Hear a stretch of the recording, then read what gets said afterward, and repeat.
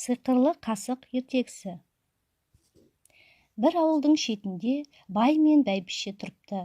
Олардың малы да, ақшасы да көп екен. Бірақ екеуі соның бәрін өзгелерден қызғанады екен. Сондықтан үйге қонақ келмесін деп, екеуі киіз үйлерін әдейі алысқа тігіпті. Сол ауылға алдар көсе келе жатыр еді. Ол жолда бір қасық тауып алып, байдың үйіне қонаққа кірмекші болады. Бай оны көрген соң үйінен атып шығады. Алдарды қуып жібермек болып, «Қап, саған берер тамағым жоқ. Өзім 3 күн бойы аш отырмын. Мүмкін көршілерге қонақ боларсың», дейді. «Менде сиқырлы қасығым бар. Ол кез келген тағамды өзі даярлайды. Сондықтан маған сенің тамағың керек жоқ. Оданша мен саған тамақ істейін», дейді алдар. Бұған қуанып кеткен бай алдардың айтқанына сеніп, сиқырлы қасықтың қалай тамақ жасайтынын көргісі келіп кетеді. Сонда алдар көсе, бұл қасық пен қазанды араластырып отыру керек. Сонда ол тамақтың бәрін өзі істейді.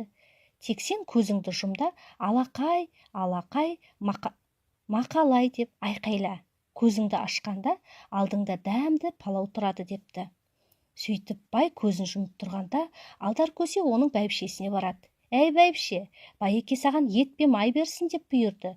Кәне, алып кел», дейді. Байдың әйелі ет пен майды береді, ал алдар оны араластырып тұрған қазанға салады.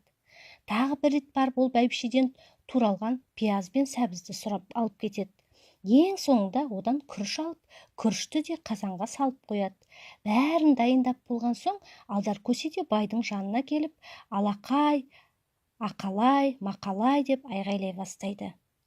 Палау пісіп болған кезде ол байдың көзін ашып, палауды көрсетеді. Палаудың дәмін көрген бай, «Ах, палауың қандай дәмді болып шықты.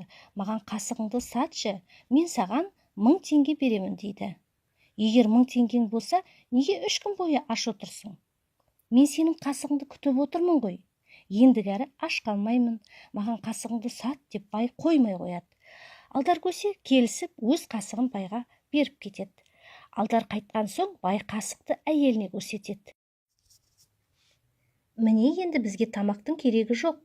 Бәрін осы қасық даярлайды», дейді. Әйелі: «Әй, сонда палауды қасық істеді деп ойлайсың ба? Сонда етті кім берді? Сәбізді кім турады? Сен көзіңді жұмып отырғанда алдар көсе сен бұйырды деп азық-түліктің бәрін сұрап алды. Оның сиқыры сол, сен сияқты ақымақтарды алдау», деп байына ұрса бастайды. Сонда ғана бай өзінің алданғанын түсінеді.